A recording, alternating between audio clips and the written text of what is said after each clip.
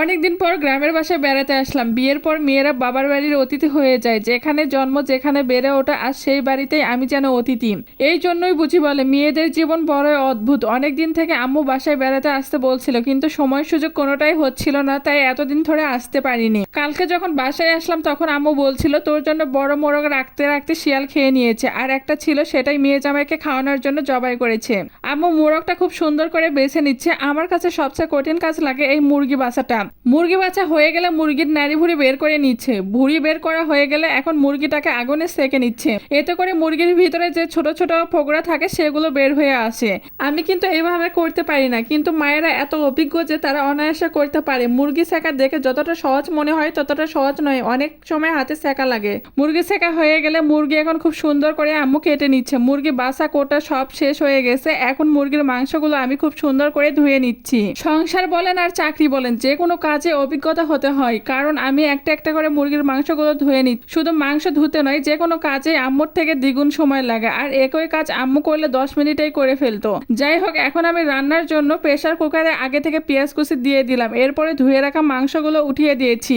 এর ভিতরে দিয়ে দিলাম মরিচ গুঁড়ো, হলুদ গুঁড়ো, দারচিনি, সাদা ফল, আদা রসুন আর জিরা বাটা, পরিমাণ মতো লবণ। সবগুলো উপকরণ দিয়ে পরিমাণ মতো তেল দিয়ে ভালোভাবে লাড়কি দিয়ে মেখে নিচ্ছি। আসলে আমি সবগুলো উপকরণ দিয়ে দিলেও মশলাগুলোর পরিমাণ আম্মু বলে দিচ্ছিল, কারণ আমি আম্মুর কাছ থেকে রান্না শিখছিলাম। আমার হাজবেন্ডের নাকি তার শাশুড়ির হাতের রান্না অনেক মজা লাগে। সে সবসময় বলে যে আম্মুর থেকে কিছু কিছু রান্না তো শিখতে পারো, তাই আজকে মায়ের কাছ থেকে হাতে কলমে মুরগি রান্না শিখতেছি। সবগুলো উপকরণ দিয়ে দিয়ে ভালোভাবে মেখে নেওয়া হয়েছে। এখন পরিমাণ মতো পানি দিয়ে প্রেসার কুকারের ঢাকনা লেগে দিয়ে চুলায় উঠিয়ে দিলাম। মাংসগুলোকে আমার শীষ দেওয়া হয়ে গেছে। এখন মাংসগুলো তেলানি দিব।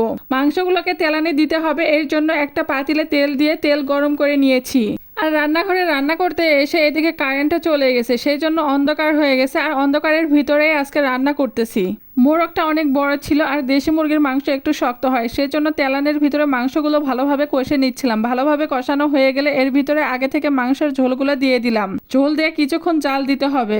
আর মাংসে জাল দিতে দিতে একটা কথাই মনে হচ্ছিল, বাবা মারা বুঝি সবসময় এমনই হয়, সব ভালো কিছু নিজেরা না খেয়ে সন্তানদের জন্য রেখে দেয়। আর এই জন্য এদেরকে বাবা মা বলে। সবার থেকে বাবা মার ভালোবাসা আলাদা। তারা সন্তানকে বকবে, মারবে, আর তারাই সন্তানকে নিজের থেকেও বেশি ভালোবাসা দিবে। ছোটবেলায় অনেকে বলতো মায়ের থেকে মাসির দরদ বেশি, তখন আমি তাদেরকে বলতাম হ্যাঁ, মায়ের থেকে তো মাসি পিসির দরদই বেশি হয়, কারণ তারা প্রচুর ভালোবাসে। কখনো তারা শাসন করে না, মারেও না, বকেও না। কিন্তু এই ভালোবাসাগুলো সময়ের সাথে সাথে দেখা যায় তাদের ভালোবাসাগুলো কোথায় যেন হারিয়ে যায়। কিন্তু হাজার ঝগড়াঝাটি হওয়ার পরেও যারা আপনার সাথে কথা বলবে, আপনার জন্য যাদের চিন্তা হয়, তারা শুধু বাবা মাই হয় আর অন্য কেউ নয়। দেশি মোরগের ঝোল আর গরম গরম ভাত দেখে কি আর লোভ সামলানো যায়? তাই আজকে আর বেশি কথা বলবো না, এখানেই শেষ করছি। আপনারা সবাই ভালো থাকবেন। আবারও দেখা হবে নতুন একটা ভিডিওতে। আর আপনাদের কাছে যদি আমার ভিডিওটা ভালো লাগে তাহলে অবশ্যই ভিডিওটা শেয়ার করে দিবেন।